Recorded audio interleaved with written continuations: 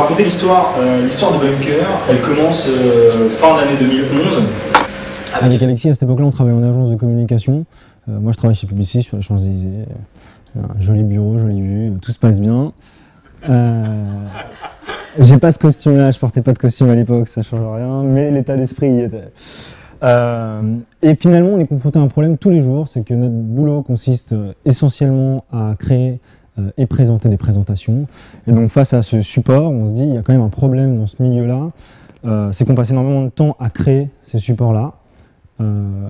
Et c'est assez bizarre, nous on pense que notre valeur elle se trouve pas dans l'outil de présentation ou dans le support de présentation, elle se trouve dans le contenu qu'on va pouvoir y mettre. C'est le fameux débat fond versus forme. Et nous on part du principe que le contenu est roi et qu'on doit trouver un outil. Aujourd'hui il doit y avoir un outil qui va nous permettre de récolter les contenus qui existent à droite et à gauche pour pouvoir créer nos slides. Typiquement, je pense à la vidéo de tout à l'heure de YouTube. Quand on est sur PowerPoint et qu'on a une vidéo qui existe sur YouTube, c'est très compliqué à intégrer, c'est galère. Une fois sur deux, ça marche pas. Et on est face à des problématiques techniques qui sont embêtantes et qui ne sont pas notre job. Et c'est à ce moment-là qu'on se dit, c'est quand même bizarre. On passe notre temps à résoudre des problématiques de création de support, alors que ce n'est pas notre métier. Notre métier, c'est d'être consultant, de faire des recos pour les marques, de réfléchir pour les marques, de faire de l'analyse, de trouver des contenus, de les analyser, de prendre des datas, de les analyser. Et on passe 20-25% de notre temps à créer des supports. Il y a un problème fondamental là-dedans.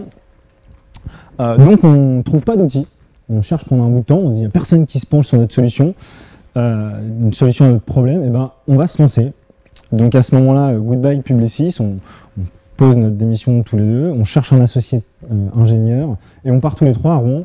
Alors on n'avait pas de garage à Rouen, c'est la fameuse maison de Steve Jobs à l'époque. On part dans un appartement, on loue un grand appartement, et on commence à développer le logiciel pour répondre à notre problématique qu'on rencontre au quotidien, parce qu'on pense à ce moment-là que ça va solutionner la vie de plusieurs millions de personnes, on l'espère demain. Bunker doit être une innovation de rupture, parce qu'aujourd'hui, tous les outils de présentation qui existent se focalisent sur la forme. Donc nous, comme on se focalise sur le fond, on ne doit pas s'appeler, comme plein d'outils concurrents aujourd'hui, Prezi quelque chose, ou Google Présentation quelque chose, ou Keynote. On doit vraiment changer d'univers de champ lexical. Ça, c'était le premier point. Le deuxième point, c'était vraiment traduire notre vision en même temps que ce nom de marque. Et la troisième chose, c'est effectivement, quand on commence à connaître un petit peu l'histoire et les fondateurs de Bunker, on a un caractère assez particulier. Il fallait que cette marque soit aussi à notre image, c'est-à-dire tranchante et forte. Donc c'est pour ça qu'on est arrivé à Bunker. Pourquoi Bunker? C'est une question qu'on nous pose souvent, parce qu'effectivement, par opposition à tous les autres qui vont se focaliser sur le support, on va s'appeler présentation quelque chose, nous, on pense que la valeur, c'est de réunir les contenus en un seul et même endroit, qui peut être potentiellement un bunker, dans lequel on va pouvoir connecter et collecter tous les outils et toutes les applications et tous les contenus qui existent déjà, sur lesquels on a déjà travaillé, qui est finalement notre matière première. Et on pense, c'est notre vision, qu'une fois qu'on a réussi à avoir ça, la présentation doit être faite. Et de la même façon qu'un bunker est composé en deux parties, une partie en sous-sol qui est là pour récupérer ou mettre en protection les bonnes personnes, et une partie qui sort de la surface pour pouvoir attaquer l'ennemi, comme ça qui constitue un bunker. On voulait que cet endroit dans lequel on puisse maintenant créer, concevoir des présentations grâce à tous les contenus qu'on a pu déjà créer, ait cette force d'attaque pour pouvoir, un peu comme une recommandation client qu'on va faire, attaquer au vif la personne et faire en sorte qu'on choisisse lui plutôt que quelqu'un d'autre. Donc c'est comme ça qu'on a construit notre marque, et en plus dans le champ lexical du bunker, de la guerre, de tout ce qu'il y a, on rentre dans tout ce qui est champ lexical marketing, et vis-à-vis de notre cible, et la cible qu'on était, c'est-à-dire des gens d'agences de communication qui avaient travaillé dans le marketing, on restait dans le même environnement, et en plus avec cette dynamique un petit peu agressive qui est la nôtre, parce qu'on est sur un marché qui est compliqué, parce qu'on est sur un marché qui a 25 ans d'antériorité, et sur lequel il va falloir qu'on arrive, et au moins il se passe quelque chose. Donc par le nom, il fallait que déjà ça sonne dans la tête des gens, et comme j'aime bien l'expression de planter une graine dans la tête des gens, on voulait par ce nom-là commencer à faire germer des idées à l'intérieur des gens qui pouvaient être réceptifs à notre message. Et donc, qu'est-ce qui se passe après? Alors après, on a eu un long débat en interne sur savoir est-ce qu'on doit communiquer tout de suite, est-ce qu'on ne doit pas communiquer.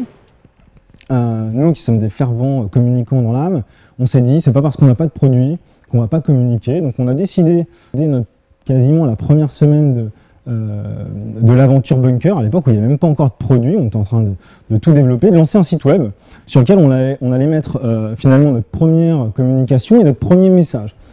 Et ce message, pareil, on le voulait segmentant, on voulait qui traduise notre vision, quitte à ce que derrière on n'ait pas de produit. Donc ça, je voulais absolument mettre ça, on en a pas mal discuté, mais pour tous ceux qui encore aujourd'hui ont déjà leur marque, enfin ont déjà leur idée, ont déjà commencé à travailler sur le produit et qui se disent j'ai pas envie de commencer à communiquer tout de suite, c'est trop tôt, j'ai peur qu'on me vole l'idée ou quoi que ce soit. Nous, dès le début, on s'est dit c'est pas grave, c'est une façon de prendre de l'avance. Tous les gens qui seront séduits par cette vision, ils pourront s'inscrire et ce sera notre première base de contact sur laquelle on va pouvoir capitaliser. Oui. C'est peut-être indiscret. Combien il y a eu d'inscriptions avant le lancement du produit et combien sont restés après sur le nombre des utilisateurs? Alors jusqu'à la phase de bêta, on a eu moins de 500 inscrits avant le début de la bêta et après on est passé jusqu'à 2000 inscrits. Je le mets après. Donc Cette page-là a généré 500 inscriptions. Pardon? on est passé à... Excuse-moi. Alors, avant le lancement de la bêta, on était à 500 et ensuite on est passé à 2000. Mais c'est dans la suite de l'histoire. Il n'y a pas de souci. Donc,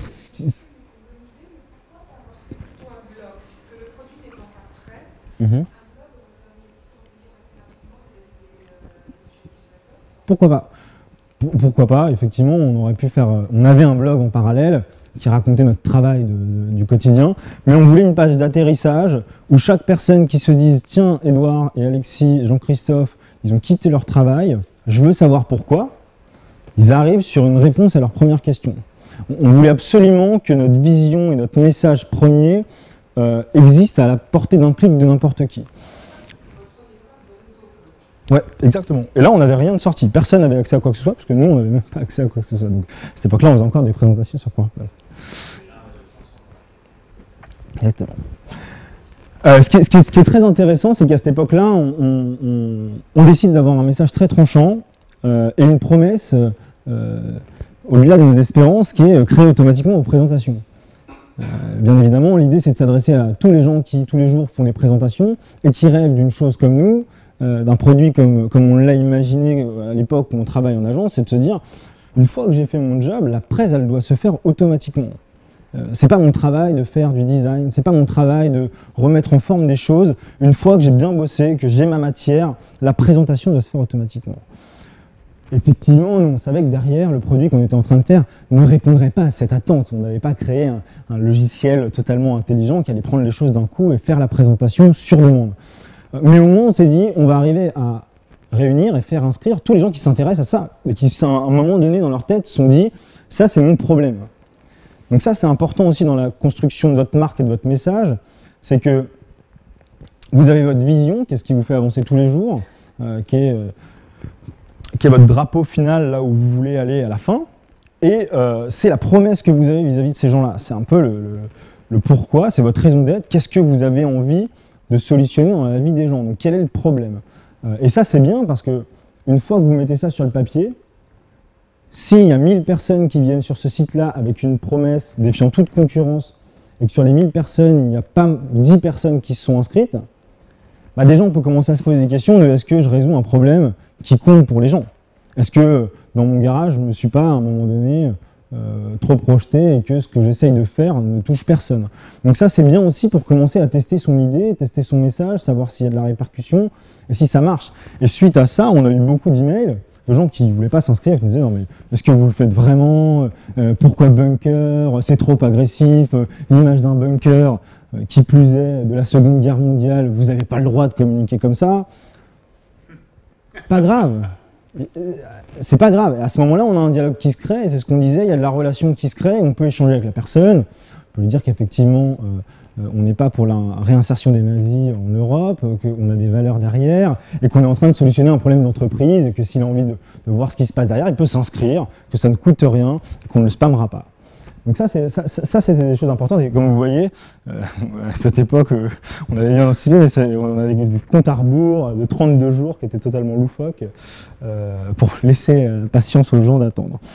La suite de l'histoire, décembre 2012, on sort une première version bêta, et ça c'est à peu près la remarque qu'on espérait attendre, de se dire voilà, ça fait 4 mois qu'on bosse dans notre garage comme des fous, on espère bien que les gens qui se sont inscrits soient heureux et nous applaudissent et en parlent autour d'eux. Bon, c'est plutôt ce qui s'est passé. Concrètement, on s'est un peu fait taper sur les doigts, parce que la promesse était trop ambitieuse. C'est-à-dire que tous les gens avec qui on avait déjà chatté, échangé, quoi que ce soit, nous ont bien rappelé qu'effectivement, quand ils arrivaient sur l'application, ils ne faisaient pas encore des présentations automatiquement. Donc ça a eu deux effets. Qu'effectivement, on a eu une partie de conversation sur Internet, publiquement, qui ont été plutôt mauvaises, avec un a priori négatif. En tout cas, ça a suscité l'intérêt. Et ça, c'était intéressant, c'est que chaque conversation négative amenait des gens sur le site web. Donc on ne s'est pas laissé abattre, on a retroussé nos manches et on a engagé la conversation. Et ce qui est intéressant, c'est qu'une fois qu'on commence à raconter son histoire, une fois qu'on raconte sa vision, pourquoi on a fait ça, pourquoi on se lève tous les jours le matin pour essayer de faire un produit qui marche, on leur explique clairement oui, que ça fait que 3 mois qu'on bosse dans notre garage, qu'ils nous laissent le temps, mais que la vision qu'on a affichée sur le site web, elle ne changera pas. Et qu'on leur assure qu'un jour, si on n'est pas mort d'ici là, mais qu'un jour, on arrive à réaliser ce rêve de tout le monde. Et donc ça, c'était assez intéressant parce que finalement, tous ces gens qui nous avaient un petit peu discrédités, déjà avaient amassé d'autres personnes. Donc on était arrivé à peu près à déjà un peu plus de 2000 personnes sur l'application, ce qui était quand même intéressant. Mais surtout, ils commençaient à changer d'avis et d'opinion sur ce qu'on faisait. Parce que d'un coup, on avait passé le stade de juste une phrase, on était allé un peu plus loin sur je raconte réellement ce qu'il y a derrière, ce qu'on a dans les tripes et pourquoi on fait ça.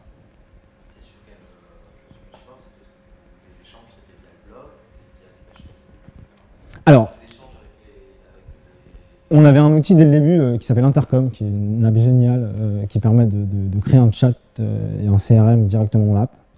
Donc pour ceux qui veulent avoir une relation très proche avec leurs utilisateurs, je vous incite vraiment à installer ça, c'est top. Et après, on récupérait les conversations qui étaient partout. C'est-à-dire quelqu'un qui postait, quand c'est sur Facebook, bah, si c'est public, on récupère. Si c'est sur notre mur, à l'époque, c'était encore les murs où il y avait de la visibilité, on récupérait le message, on répondait. Donc non, on essayait ça. Après, ce qui est intéressant, c'est d'où venait le trafic en amont, d'où venaient tous ces gens-là. Ces gens-là, c'est des gens de notre entourage. Des gens qui se disaient pourquoi ces gars-là, ils ont arrêté de travailler alors qu'ils avaient un job sympa, ils avaient réussi, ils sont partis à Rouen, s'enfermer dans un garage, ça paraît fou.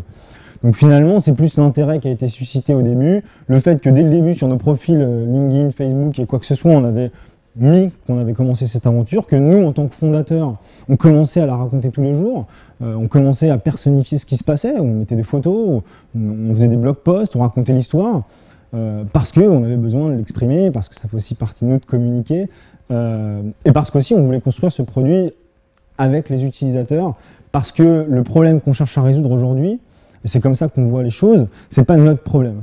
C'est finalement un problème qu'on a réussi à identifier en commun avec plein de gens.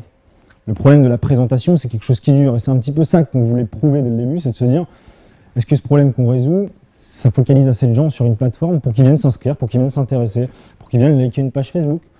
Ça paraît peu, mais c'est quand même un engagement significatif pour savoir si les gens suivent ou si les gens ont un intérêt derrière ça. Donc ça, c'était intéressant. Alors, combien de temps au dev et combien de temps à la com? Alors les profils sont répartis de cette façon-là. Jean-Christophe, ingénieur, full-time dev. Alexis, product, à la fois inté et aussi partie produit marketing, qui vient s'implémenter pour créer des leviers d'acquisition. Et moi, qui travaille sur la partie acquisition à la fois dans l'app, sur la plateforme et communication. Donc finalement, 50-50, si je peux dire, sur toute cette partie-là.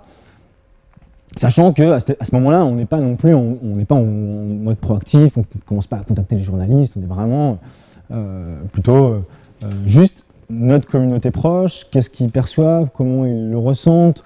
On passe beaucoup de temps à challenger des gens qui, sur Twitter, parlent de la présentation.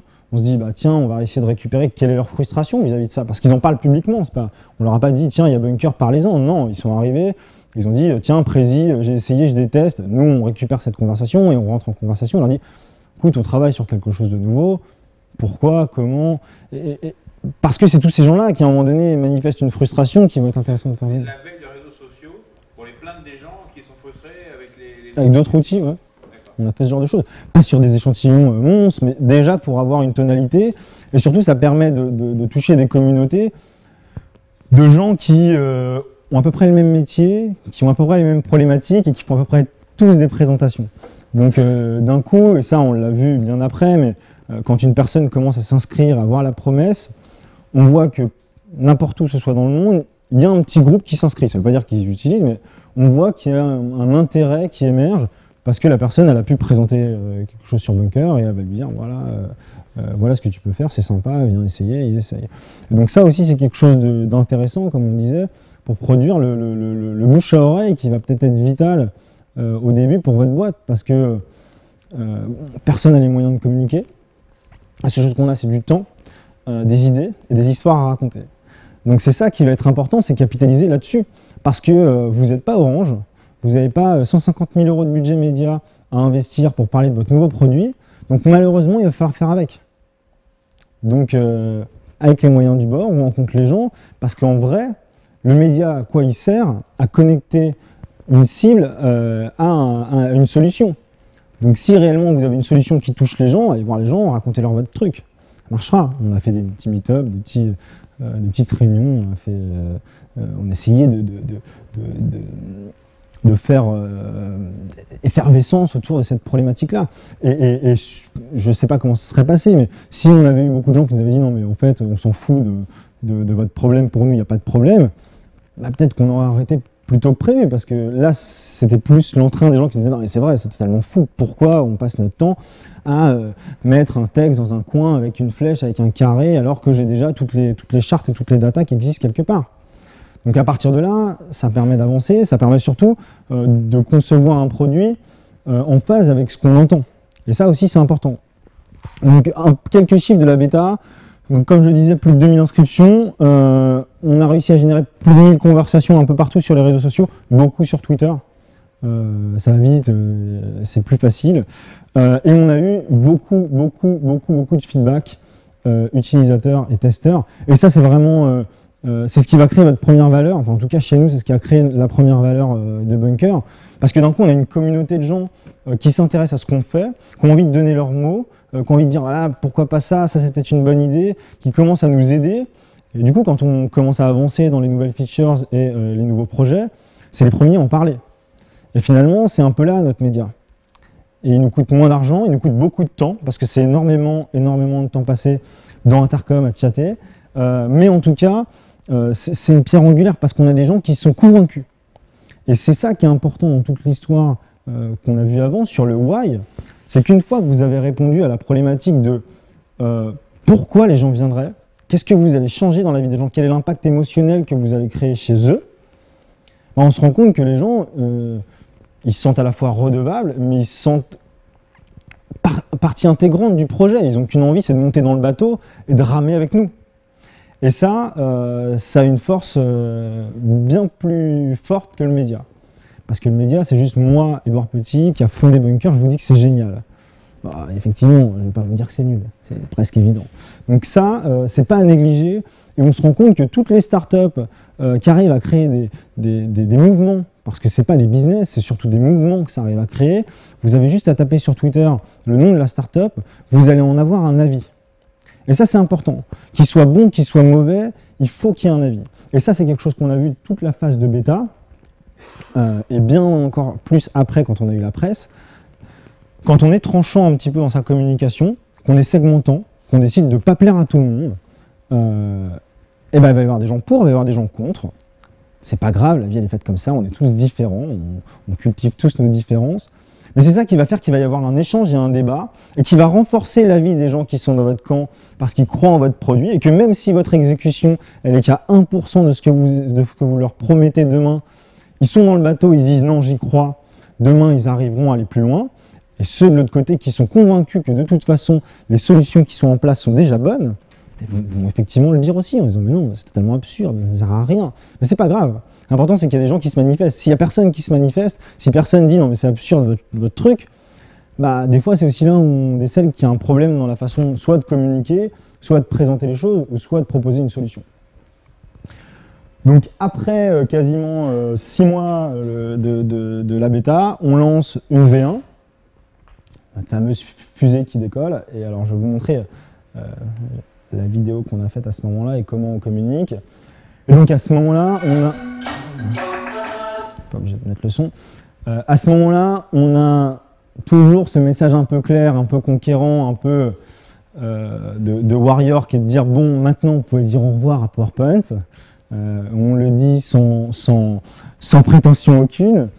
C'est notre combat. C'est pour ça qu'on a commencé, par cette frustration de PowerPoint. On ira toujours contre cette volonté. Et le message qu'on traduit à cette époque-là, il est ici, je pense qu'il est passé, c'est que nous, on veut aller au-delà de la présentation telle qu'on la connaît. On veut arriver à centraliser les choses, des outils qu'on utilise aujourd'hui, c'est-à-dire collecter les choses dans son bunker, avoir l'organisation des différentes slides, et la présentation doit être faite automatiquement, on ne le dit plus, mais c'est vraiment toujours notre vision d'allier le contenu pour pouvoir sortir une présentation très rapidement et être très vite efficace. Donc à ce moment-là, effectivement, on a un message d'accroche quand on dit Goodbye PowerPoint, qui est un peu ironique, qui est un peu drôle, mais surtout qui, encore une fois, qui montre là où on veut aller. Et derrière, on explique un peu plus fonctionnellement là où on est aujourd'hui. Essayer d'aller un peu plus loin que ce que fait PowerPoint. Et derrière, on a une vidéo très fonctionnelle, je ne vous la montre pas, vous pourrez la retrouver, je vais essayer d'aller vite, mais qui montre le produit, qui est encore qu'une V1, dans lequel il y a encore beaucoup d'attentes. À ce moment-là, ouais. C'est un peu bizarre de dire qu'on veut faire un peu plus que fait PowerPoint, parce qu'un des problèmes de PowerPoint, il fait beaucoup trop de choses. Ouais. Mais on ne dit pas un peu plus que PowerPoint, on dit qu'on veut aller au-delà de la présentation. Okay. On a maîtrisé le sujet. Et c'est justement l'opposition, c'est que arrêtez PowerPoint, on va au-delà de la présentation. Parce que le sujet, ce n'est pas la présentation. Pour nous, le sujet, il est ailleurs. Et c'est ça qui est important. Donc à ce moment-là, on se pose beaucoup de questions. Donc là, on active la presse, on active beaucoup d'influenceurs, on réactive les gens qui étaient là au début. Il y a beaucoup d'engouement autour de la plateforme. Rapidement, on a 5000 personnes au bout de 24 heures un peu partout dans le monde. Si vous allez sur notre page Facebook, vous pourrez retrouver, il y a les maps d'utilisateurs qu'on publiait à l'époque. Je les ai pas remises. C'est pas le sujet. Et à ce moment-là, on se dit, OK, comment on doit communiquer ? Comment est-ce qu'on doit présenter tout ça sur notre site? Comment on explique clairement ce qu'on fait? Comment ça se traduit quand quelqu'un arrive sur le site web? Dès le début, vous avez l'option de communiquer qu'en anglais? Alors, dès le début, on communique qu'en anglais. Pour la bonne raison, c'est que le problème qu'on cherche à résoudre, qui est en l'occurrence le problème de la présentation, c'est pas un problème français. Donc à partir de là, nous on a la chance d'être un produit SaaS et d'être délivré dans le monde entier. Dans le marketing, du coup, on règle une problématique qui est la distribution. On est déjà worldwide par la force d'Internet. Pourquoi communiquer en français? C'est juste relatif à notre cible, à notre marché, et c'est aussi un signal fort. Si on commençait à parler que en français, parce que c'est plus simple, parce qu'on est français, parce qu'il y a déjà beaucoup de volume en France, l'histoire qu'on raconte à des potentiels investisseurs, à des potentiels journalistes, à des potentiels n'importe qui, ils vont dire, attendez, vous êtes en train de me dire que vous voulez concurrencer PowerPoint en français. Il va falloir faire un effort, il va falloir rapidement aller sur une langue. Et après, il y a une problématique technique qui est toute simple, c'est que plugger plusieurs langues, c'est un peu plus de temps techniquement pour déjà faire traduire, pour faire des variables de langue. C'est pas grand-chose, mais c'est pas la priorité. La priorité, c'est qu'on résout le problème PowerPoint. Une fois qu'on aura ça, on traduira dans toutes les langues. Et regardez ce qui se passe, hein. Tous les outils qu'on connaît ont commencé par uniquement l'anglais. Et c'est pas des startups qui sont tout le temps aux US. Ça, c'est l'impression qu'on en a derrière. Donc, la langue, quand vous êtes distribué dans un pays, il faut le faire dans la langue de prédilection. Nous, on était distribués dans le monde, la langue de prédilection, c'est le monde. C'est l'anglais. Voilà. Donc, c'est pour ça. Après, c'est surtout une problématique de temps et de moyens. On n'est pas beaucoup, il faut aller vite. Et donc, on avance. Donc ça, pour en revenir ici, on se retrouve confronté à quelque chose où on a du trafic qui vient sur le site. Et on se rend compte que notre transformation n'est pas vraiment bien. Alors, à l'époque, on est aux alentours de 5, 7, 10% de transformation, ce qui est déjà pas mal, mais qui n'est pas dingue. Et on commence à rentrer dans une phase où on rajoute de plus en plus de textes, d'explications, les uns en dessous des autres. Et on se rend compte que plus on rajoute du texte, moins ça marche. On se rend compte que plus on est fonctionnel dans la communication, moins ça intéresse les gens. Il est là l'intérêt de la communication, c'est que d'un coup, on explique aux gens exactement ce qu'on fait, et ça intéresse moins de gens. On commence à se poser pas mal de questions, et notamment on se dit d'où viennent les gens. D'où est-ce qu'ils viennent? Qu'est-ce qui se passe? Pourquoi, du coup, quand ils arrivent chez nous, alors qu'ils sont venus, ils ne veulent pas s'inscrire, alors que c'est gratuit, on leur demande rien, on leur demande juste de rentrer. Mais en fait, on se dit, tous les gens viennent d'un endroit où on leur a déjà expliqué ce qu'on faisait. On leur a déjà expliqué, c'était pas nos mots, c'était pas notre façon d'expliquer, c'était sûrement quelqu'un qui a entendu parler de nous dans une salle, quelqu'un qui a tweeté, quelqu'un qui a écrit un article sur nous. Mais en tout cas, de cet endroit-là, il a été séduit, il s'est dit, bah, tiens, j'ai lu ça, ça a l'air intéressant, je vais voir. On se dit, c'est quand même bizarre que quand nous, on reprenne la parole derrière, les gens ne signent pas. Et en fait, on s'est rendu compte que moins on mettait de texte et plus on allait vers notre promesse, qui était effectivement aller au-delà de la présentation, mettez des contenus dans votre présentation, bah, plus on avait de sign-up, plus on remontait dans notre taux de transformation. Et finalement, aujourd'hui, avec le recul, ce qu'on se dit, c'est que personne n'arrive le matin, se lève et dit « Tiens, je vais taper bunker, bunkr.me, ou je vais taper bunker dans Google ». Non, ça n'existe pas. Ou alors c'est quelqu'un qui s'est juste trompé, qui a voulu taper bunker avec un E, ou les pays de l'Est, parce qu'il y a une façon d'écrire bunker là-bas qui existe. Mais en tout cas, la personne qui arrive ici, elle sait déjà ce qu'on fait, à 200%. Et ce sera le cas toujours pour tous les utilisateurs quand ils arrivent sur un site. Finalement, on pense toujours qu'un site web, c'est un point de départ. C'est un endroit où les gens commencent leur expérience. C'est faux. Le site web, c'est un point d'atterrissage. Et à ce moment-là, vous devez avoir le moins de friction possible, parce que plus vous créez de friction, plus vous faites partir les gens. Donc c'est là où il faut être très minimaliste dans le message, où il faut raconter les bonnes histoires, où il faut expliquer pourquoi on fait ça, et rester très simple, parce que les gens, ils ont déjà une idée de vous. Bonne ou mauvaise, ils ont déjà une idée de vous. Donc laissez-les là-dedans, ramenez dans le produit et montrez-leur ce que vous leur permettez de faire. Et ça c'est vachement important, et c'est la différence. Alors, j'aime pas forcément citer les exemples d'Apple, parce que c'est souvent un peu facile, mais c'est ce qui se passe dans les publicités Apple. On ne vous montre pas les gens en train de faire quoi que ce soit, on vous montre juste des gens dans leur quotidien, heureux, en train de faire des tâches du quotidien. On ne vous dit pas, ce téléphone a un processeur de 300 GHz. Non, parce qu'en fait, tout le monde s'en fout. Ce qui est juste important, c'est qu'est-ce que ça va faire de moi, quelle image ça va dégager de moi, qu'est-ce que je vais devenir en ayant ça. Et c'est ça qui est important, c'est l'aspect émotionnel que vous allez créer chez les gens. Parce que finalement, un produit fonctionnel, il y en aura toujours un qui répondra plus ou moins bien à l'approche que vous avez, et c'est juste une question d'éducation. Finalement, on sait tous s'adapter à des outils qui nous pourrissent la vie au quotidien. Les gens qui travaillent sur Lotus, je vous souhaite bon courage, mais quand vous ouvrez votre outil d'email, vous avez envie de vous tuer tous les matins.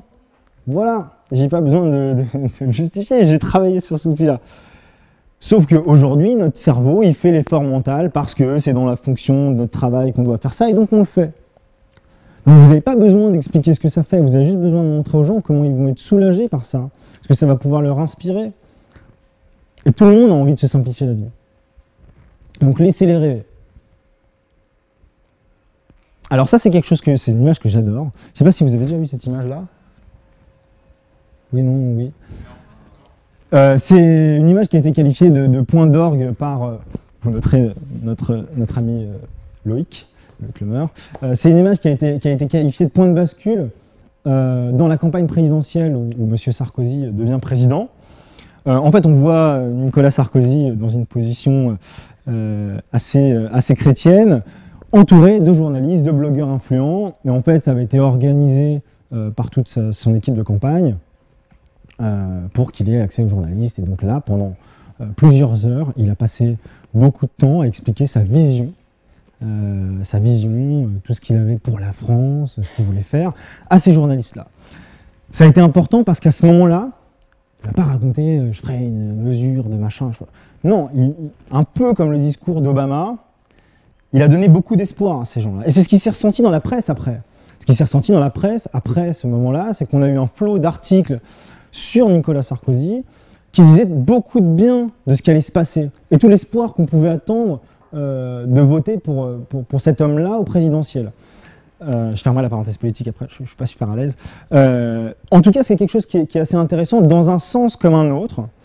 C'est qu'il va falloir partir du principe que si vous voulez faire changer les choses, si vous voulez simplifier la vie des gens, si vous voulez toucher émotionnellement, vous allez à un moment donné perdre le contrôle de ça. Vous allez devoir initier les histoires, vous allez devoir les raconter, les construire pour que ça donne de l'espoir aux gens, pour que ça change leur quotidien, pour qu'ils aient une émotion.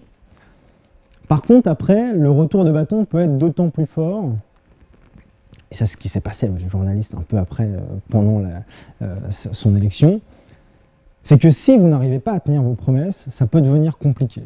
Donc ça, c'est un petit aparté, mais en tout cas, ce qui est important de bien comprendre, puisque ça a quand même réussi à être un point de bascule dans une campagne présidentielle, Dieu sait que c'est compliqué à mener, de construire des histoires pour ces gens qui vont les raconter à tous les gens qui vous intéressent.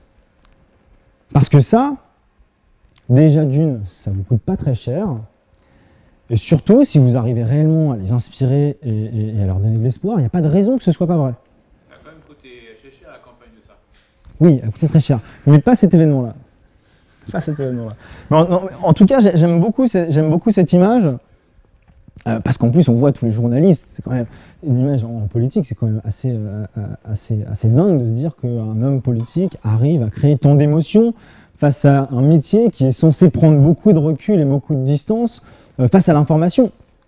Donc ça, c'est intéressant. Et quand on se dit la marque ne doit pas faire d'émotion parce qu'elle doit être factuelle, elle doit être fonctionnelle, elle doit raconter ce qu'elle fait et pas plus, c'est pas vrai. C'est pas vrai et c'est pas tromper les gens que de rajouter un peu d'émotion là-dedans parce que c'est ce qui va faire que vous allez peut-être changer le monde à un moment donné. Et je le pense réellement quand certains se lancent dans la voiture électrique parce qu'ils sont convaincus que ça va changer le monde. Aujourd'hui, on voit des Tesla un peu partout. Et c'est un mouvement qui est en train de se lancer et peut-être que ça va initier quelque chose qui, dans 10 ans, va supprimer la consommation de carburant dans les voitures. Donc ça, faut que vous soyez convaincu par la cause que vous défendez, parce qu'à ce moment-là, vous allez réussir à convaincre les gens. Et pas forcément que de la mauvaise manière. On va reprendre ce qu'on s'est dit tout à l'heure. Donc c'est exactement ce qu'il faut faire, c'est partager votre vision, raconter des belles histoires. Excusez-moi.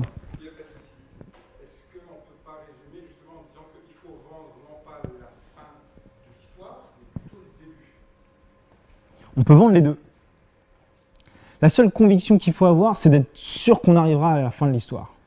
Et que tous les jours, on se battra pour y arriver. Ça va générer des mouvements de foule qui vont être importants pour vous, parce que d'un coup, votre entreprise, elle a un sens dans la société. Et c'est ça qui est important quand vous créez une marque, c'est que votre entreprise, elle doit vivre comme une personne normale dans cette société, avec des gens qui vont la détester, avec des gens qui vont l'aimer, mais en tout cas, elle va être là. Si elle n'existe pas, ça ne marche pas. Et on voit bien des entreprises qui décident d'arrêter de communiquer, soit elles meurent, soit elles continuent à faire des activités qui ne sont pas visibles, mais à un moment donné, certaines personnes vont s'y intéresser, il va y avoir des dossiers qui vont sortir dont on n'a pas forcément envie que ça sorte, et d'un coup, elle va reprendre et refaire surface dans cette société parce qu'elle y est, parce qu'on est tous dans cet environnement. Donc ça, c'est important. Donc effectivement, les deux doivent vivre ensemble. Moi, je suis convaincu que ce qui est important à raconter, c'est là où on veut aller. Parce qu'entre deux, et ça c'est quelque chose qu'ils disent souvent chez The Family et que j'adore, c'est qu'entre deux, on n'est que des fous. Entre le moment où on commence le chemin et qu'on dit « je veux traverser la Manche en nageant », bah, les gens disent « ah mais c'est super, c'est génial, on vous adore, allez-y, foncez ». Et quand on est dans l'eau, les gens disent « mais c'est totalement ridicule cette personne, pourquoi il fait ça? Il va mourir, enfin il faut l'aider, il est dégénéré, faites quelque chose, mobilisez-vous ». Une fois qu'on est arrivé, on est le héros. La différence avec une entreprise, c'est qu'il n'y a pas d'arrivée. Parce que ça continue toujours, il faudra toujours ramer pour rejoindre un autre bout. Parce que l'environnement dans lequel on vit évolue tous les jours, et d'autant plus vite. Donc c'est important de garder son cap, de transmettre ça et ses valeurs au sein de l'entreprise, d'avoir des gens qui dans l'entreprise reviennent pour joindre vraiment ce combat pour aller au même point que vous. Parce que si, à un moment donné, les mecs qui rament à gauche et que vous êtes convaincus qu'il faut aller, enfin, gauche-droite, pas bien, mais enfin, à droite et que vous voulez aller à gauche, ne marche pas. Et à un moment donné, non, ça marche pas, c'est pas possible. Il faut choisir une direction, il faut être tous d'accord. Donc ça, c'est vraiment important. Partagez tout ça aux gens, n'ayez pas peur. C'est pas parce que votre produit n'est pas là que vous n'arriverez pas à faire quelque chose.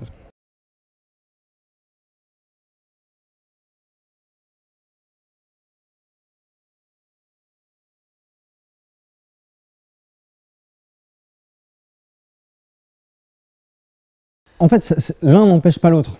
C'est pas parce qu'on dit aux gens que ma mission de tous les jours, ça va être de changer ta vie du travail au quotidien, que derrière on peut lui expliquer comment on fait.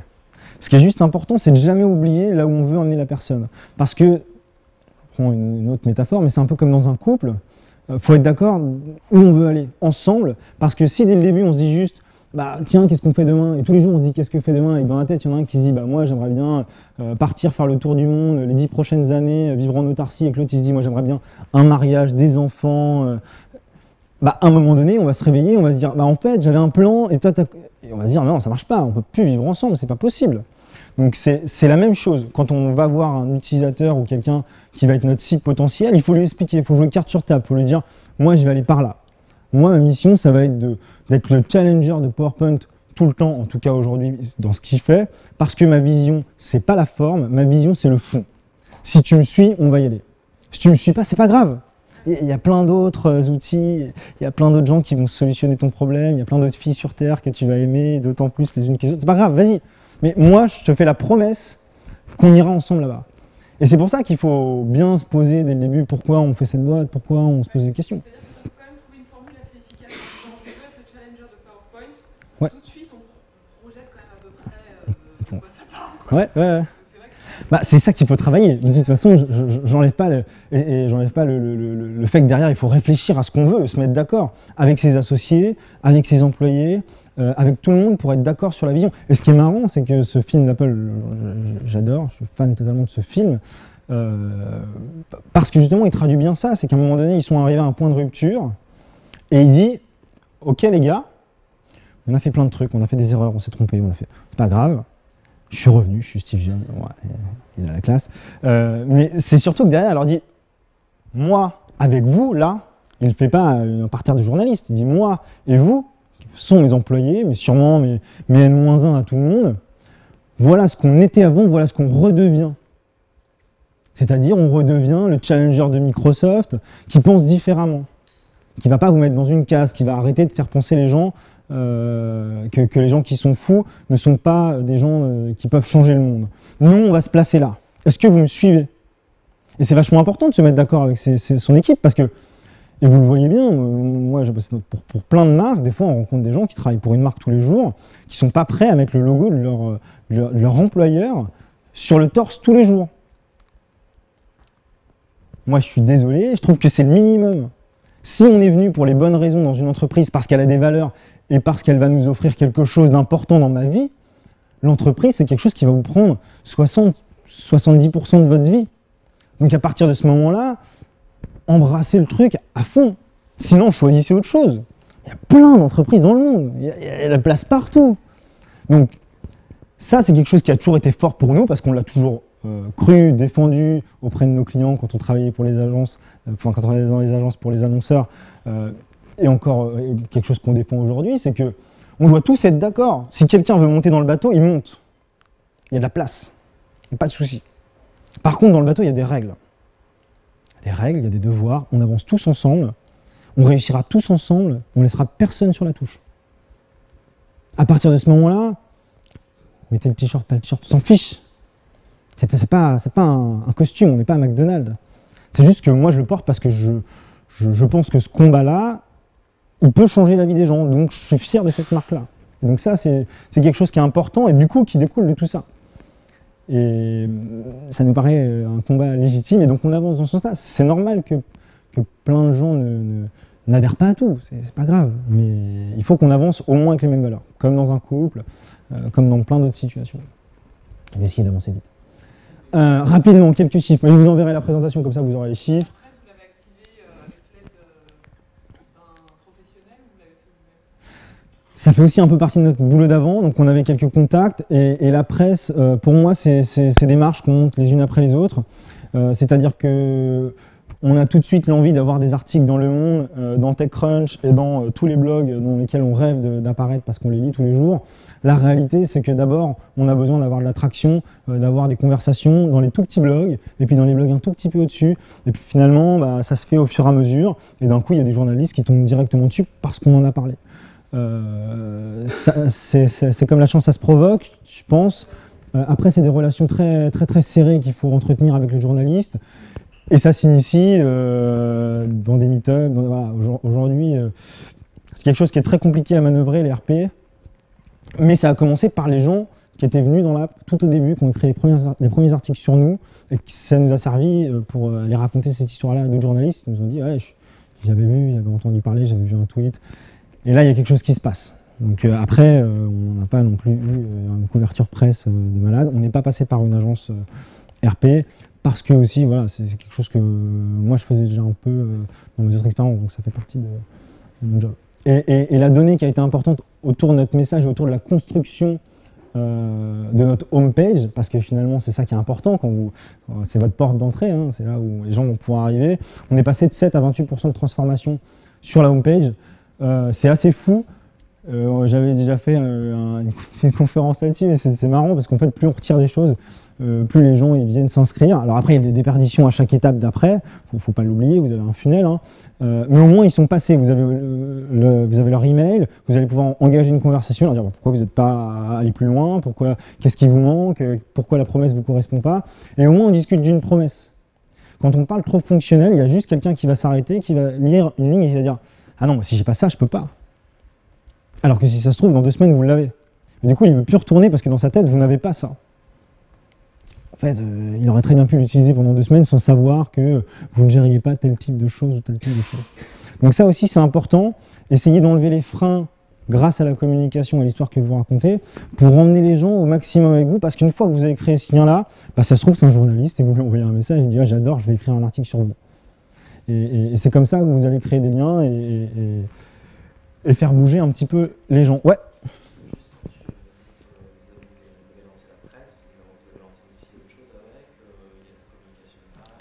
Il n'y avait pas de levier d'acquisition payant, si c'est ça la question.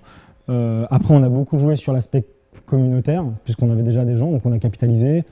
C'est cool, vous étiez bêta-testeur, on vous offre l'offre premium à vie, merci si vous partagez tel truc. Donc on a usé un petit peu de certains artifices pour pouvoir communiquer, beaucoup sur la production de contenu. On continue à raconter notre histoire, parce que finalement il y a besoin de beaucoup de réassurance. Quand vous êtes une petite startup qui se lance, la première chose qu'on se dit c'est mais est-ce que dans 6 mois tu es encore vivant? Donc le fait de raconter son histoire, ça aussi ça a été prouvé par un blog US qui racontait que quand vous commencez à raconter votre histoire sur un blog, ça rassure les gens. Ils ont envie de venir avec vous, vivre l'aventure. Et donc ce blog, ça leur permet de partager ça. Et du coup, ils ont l'impression que bah, ça marche et que ça va bien. Et parce que vous avez toujours des petites nouvelles, c'est des petites nouvelles pour vous, mais c'est toujours des nouvelles enthousiasmantes, donc vous avez envie de le partager avec plein d'émotions, donc vous le faites. Et donc les gens, ils suivent ça, et à un moment donné, ils disent « Ouais, pourquoi j'attends ?» Alors que, enfin, ils ont eu ce truc-là, ça a l'air d'aller, j'y vais, je m'inscris, j'y vais, pourquoi j'attends? Donc ça aussi, c'est des petites choses qui demandent encore une fois beaucoup de temps, mais c'est que du temps. Donc ça ne demande pas d'argent, racontez vos histoires, et à partir de ces histoires, orientez-les, construisez les messages pour que ça fasse écho dans les communautés que vous ciblez.